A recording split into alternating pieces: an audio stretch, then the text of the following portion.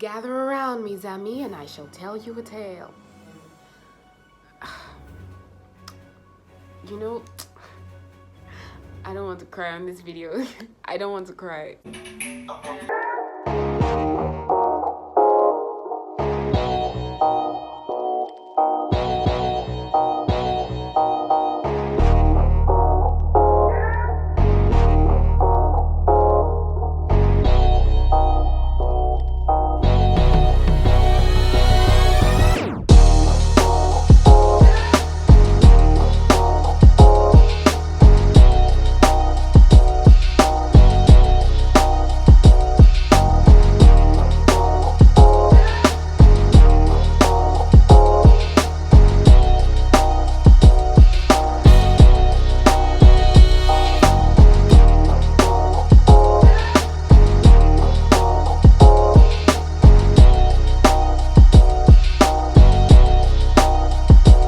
Hi guys, welcome back to my YouTube channel. My name is Anita and this channel is a lifestyle, makeup and fashion channel. I also do French tutorials on Fridays, so be sure to check back on Fridays for my French Friday video. To all those who have subscribed, I'd just like to say a very big thank you for subscribing. And if you're watching this video and you haven't subscribed, please do well to click the subscribe button so you get notified every time I post up a video. On today's video, I shall tell you guys a story about my Nysc experience. Gather around me, Zami, and I shall tell you a tale. So for those who don't already know, I'm a Nigerian. That means that after your 4-year study in a university or like in an institution, like, you have to do a 1-year service to the country. It's called the Nysc, National Youth Service Corps. I was posted to Port Harcourt, and that was in April 2018. I wanted to be posted to Lagos or Abuja, but like Port Harcourt. Before the posting, I had never ever been to Port Harcourt. I had just heard about the place. I had an aunt who stayed there, but I had never been there till I was posted there. My parents were worried, like, how would I cope? I had to go to Port Harcourt. I wasn't even feeling as bad as they were. My parents, especially my mom. My mom was so worried. She was wondering, how would I cope? How would I cope? I told her, see, I'll be fine. I'm gonna be all right. So I was posted there, bought my things, then traveled down. And I remember that night I stayed in my aunt's place, and then the next morning I went to camp. I was hearing a lot of stories about camp that were making me shake. Like, you know, my elder brother had served before me, so he was telling me how people always steal in camp, how the soldiers are mean, how this happens and that happens, and I was so scared. Let me not lie. Forget I was for me hard guy. I was scared out of my mind. Seriously, I didn't know how I was going to cope, but I just told myself, there's no way forward. I have to just go through with this. So I got to camp on the second day. There was this crazy queue with the whole registration. It took time. I was already tired. I got a bed space, yeah, but like I couldn't settle in, you know, the whole movements here and there.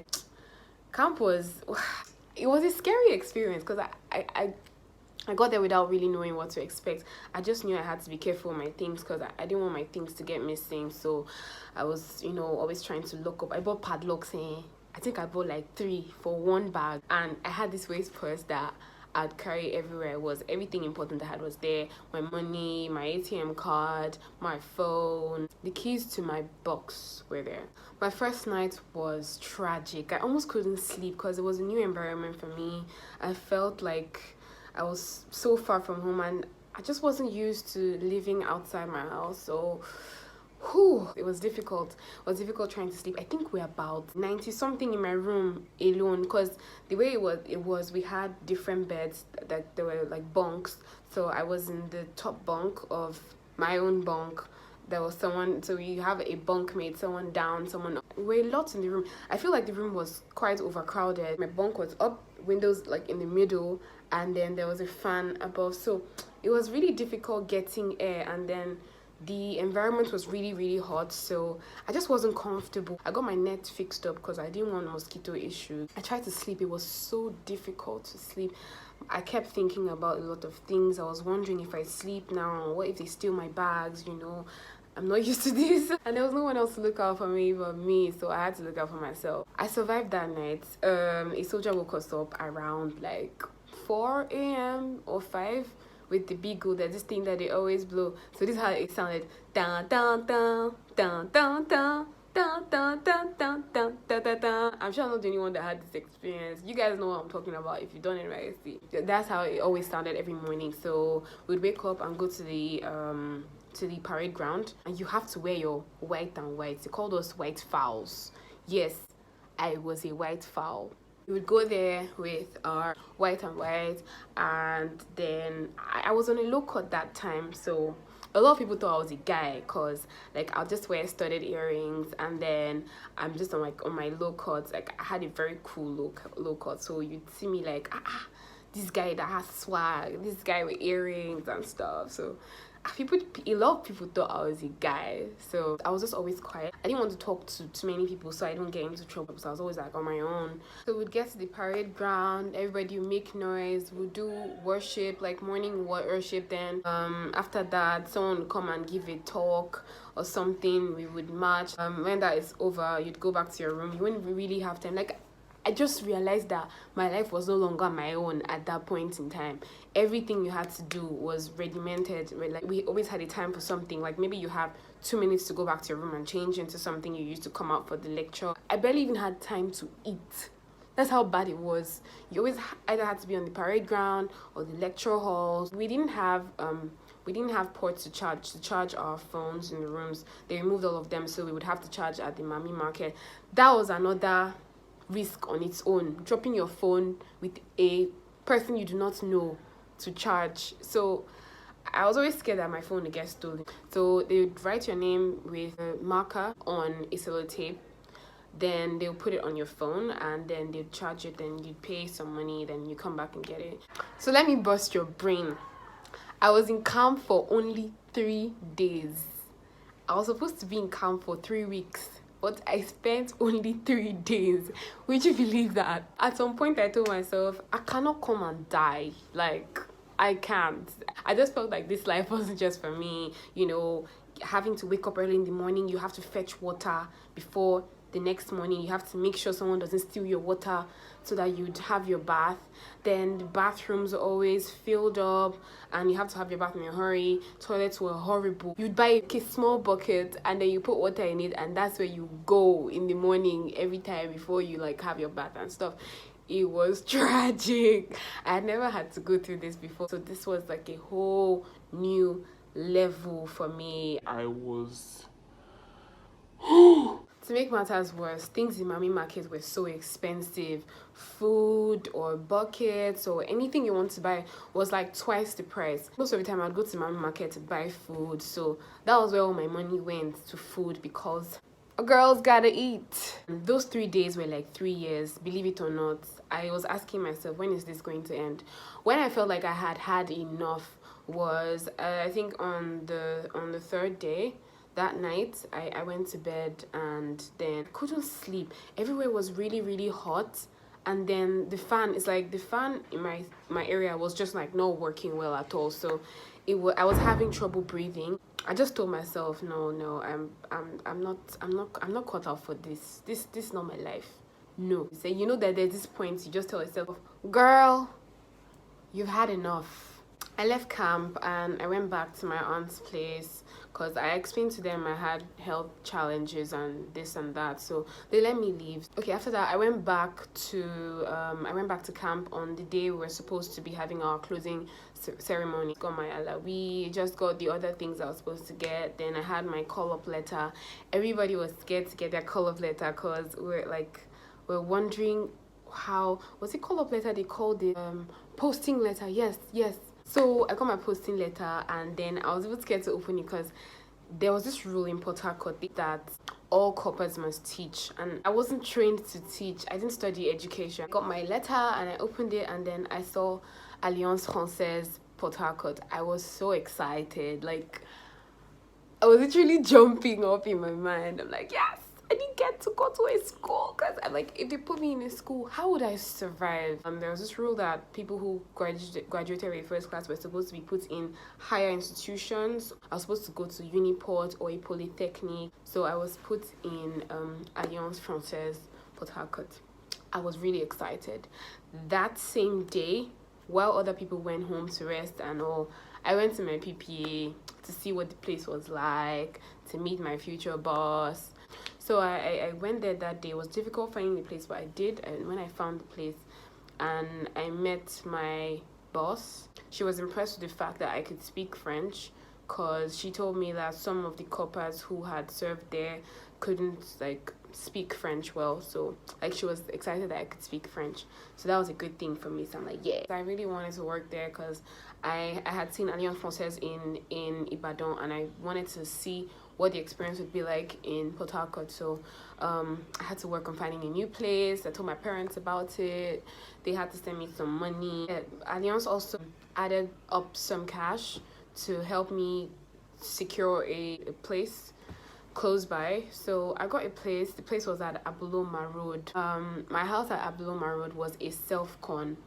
So it was just a room, a bathroom, and a kitchen. Then there was a balcony, like a general balcony. So I was excited to be in my own place. I mean, me. I was like a big girl in my own world, like my own place. I left my aunt's place and I moved in there. Moving there wasn't so easy. I had to do some furnishing here and there. So I spent quite a lot of money on that. I started work. And I was really pumped. Like, I was always excited to go to work. I always had this ginger, like, I'm going to work today.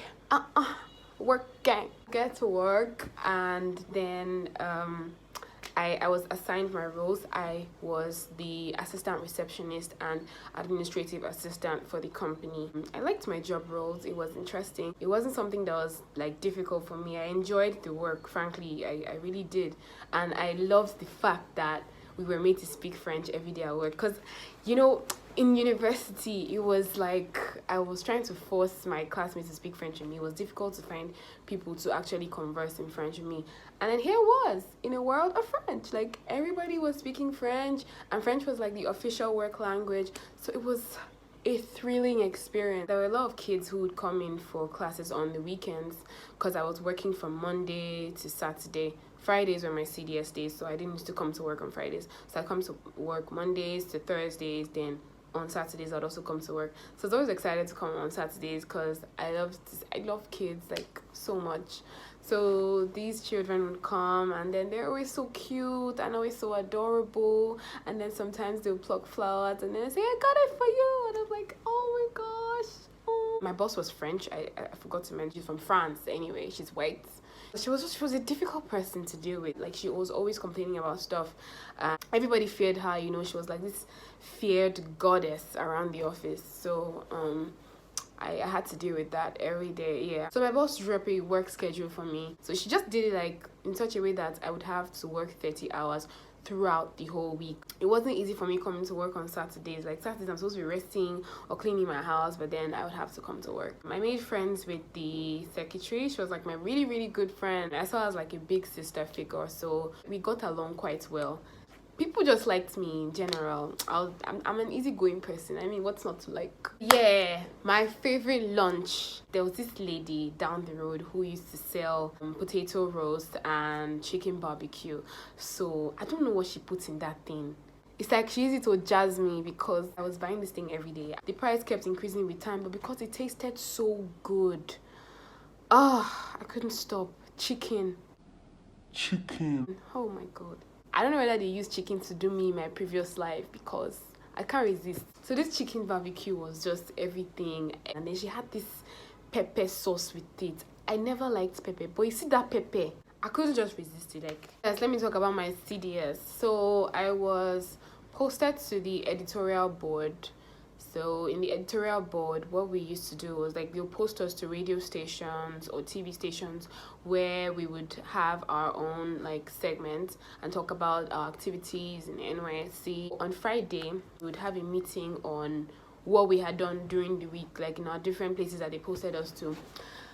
I didn't want to get posted anywhere because I knew I would not go. My work hours would just not allow me. People who were posted to secondary schools and primary schools had enough time, and my boss was not even going to have any of that. Like, she would tell me she already gave me Fridays as my CDS day, so why would I want to take out another day? And she's very good at slashing salary, so if I just miss work anyhow, she deducts my salary. The salary that was not enough in the first place. So I was just trying to keep up basically. So CDS days, I'll try go early. It was boring for me. My CDS was not interesting for me. Then back to my house, like I had some crazy house issues. Yeah, I was excited with the fact that I had my own place. Like, I do stuff at my own time.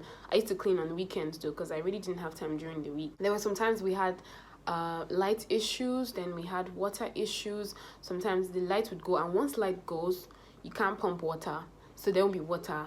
And then the heat was crazy. I had to have my bath like basically like 3 times a day. We all needed water to cook and do other stuff. It was difficult. I was contemplating buying a gen at some point, but I'm like, how long do I really have to stay here? Start buying a generator, getting fuel every day. It was going to be costing me too much. So I scrapped the idea. So, that's how I was just trying to survive. There was this guest house beside my house. I went there to ask the owner of the place if I could be coming there to fetch water. Then he was like, he doesn't let people fetch water there, but then he's going to just let me. But I have to come at night so that people won't see me fetching water there like around 8 or thereabouts. After getting back from work, I'm tired and I can't rest. Next thing is to go and start fetching water. So I felt like this is the life I was called to live. I can't escape it. I have to do it. It was difficult, but then it was it's something I can look back at now and smile, but that time it just wasn't funny at all. To top it all up, we had the issue of robberies. Throughout my stay in Port Harcourt, I had 5 attempted robberies. Guys, I'm not even kidding. 5 attempted robberies.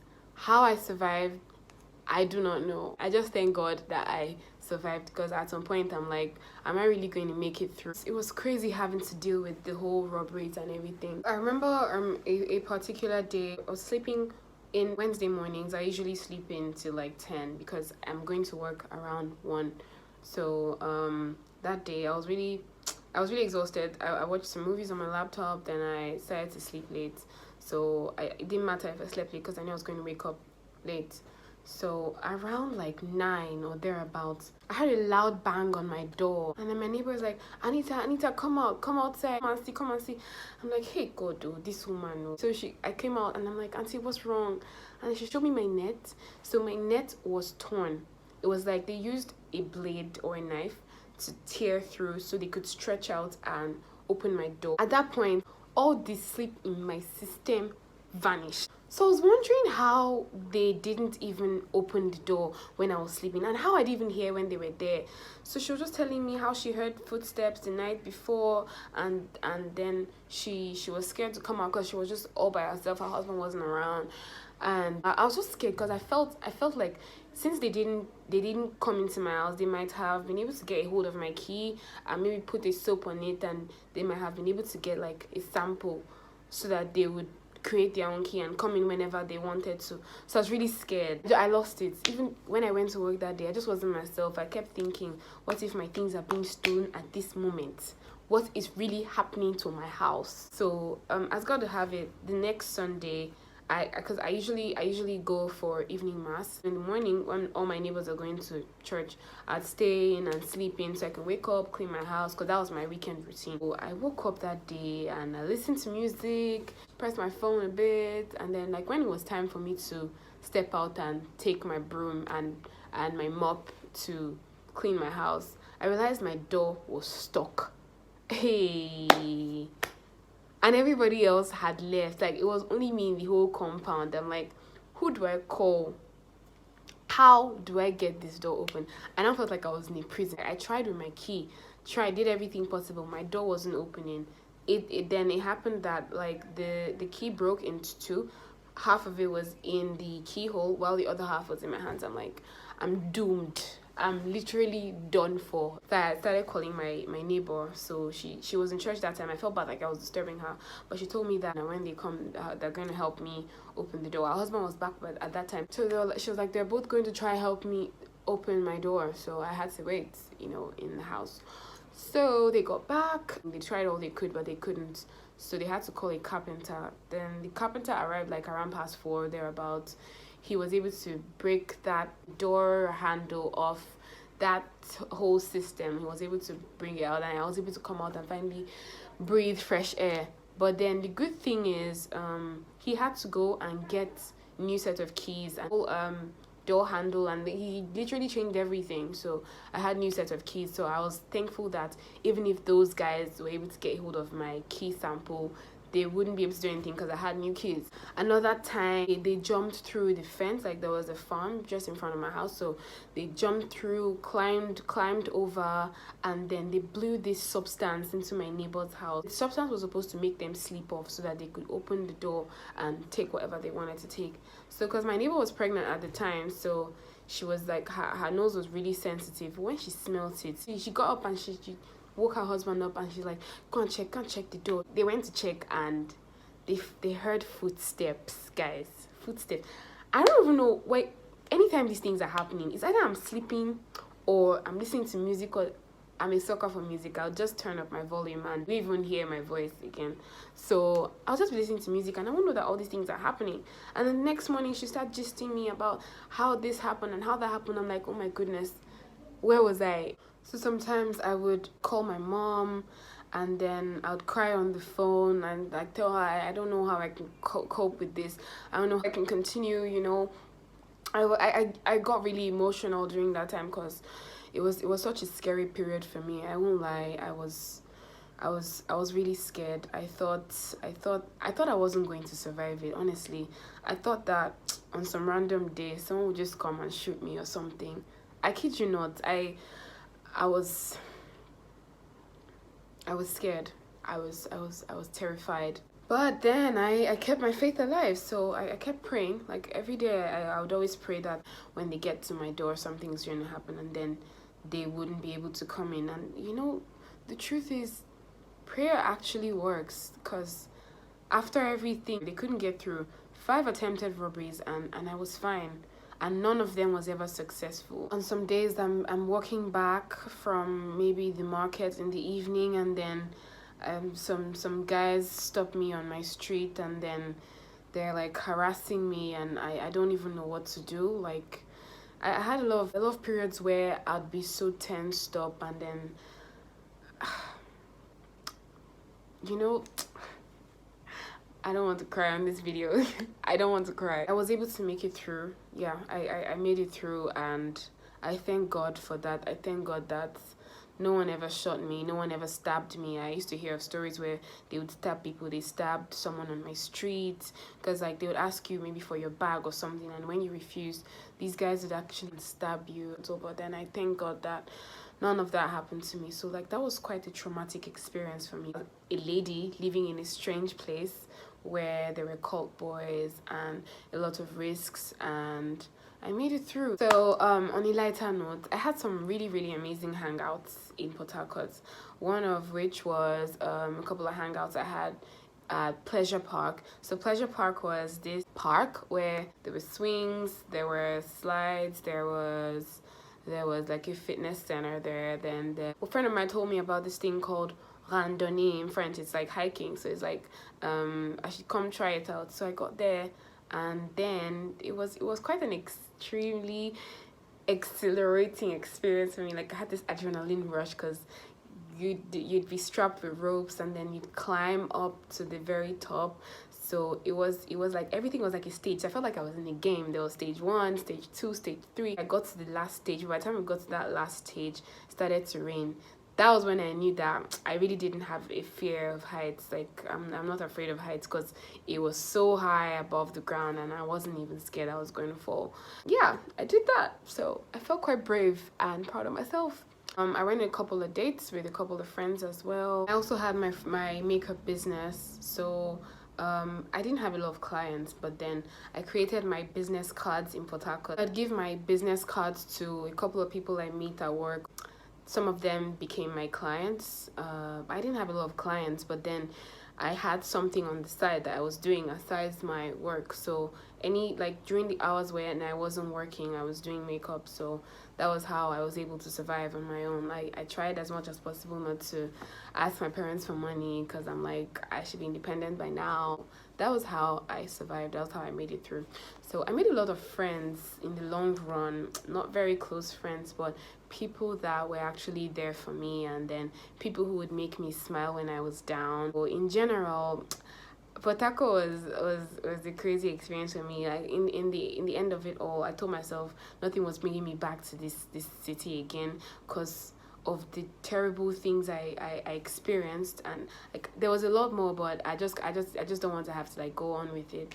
The whole cultism, gunshots here and there. The next morning you'd see like a dead body on the road, a lot of things that really, really haunted my mind. I really do not know how I made it through.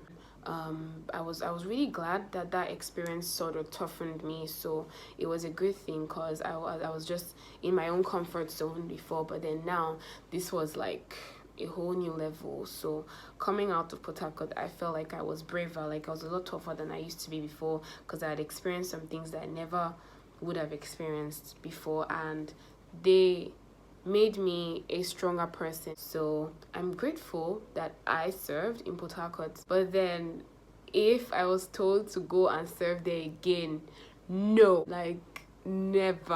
I would never go back there to serve if I was told to.